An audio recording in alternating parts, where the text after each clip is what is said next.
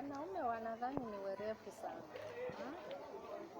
Mwanaume anaambia mwanamke ati unajua huyu tulikuwa na yeye ni kazini yangu. Ni kazini yangu. Then yule cousin anakuja kwa nyumba. Wewe unamtreat like a cousin lakini sio cousin. Like my friend somewhere. Alikuwa anapigia girlfriend wake simu.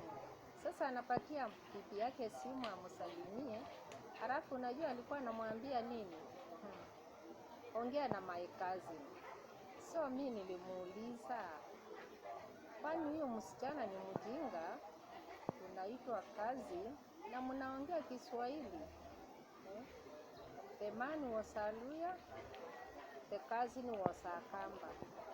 Can that be possible? Hata wewe mwanamke ukidanganya ati huyu ni cousin. Can it be possible? A Kamba and a Luhya. Can they be cousins surely?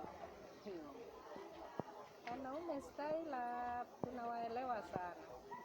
Tunawajua. Lakini tunajifanya wajinga tu kujua chenye tunataka kujua. Thank you my people.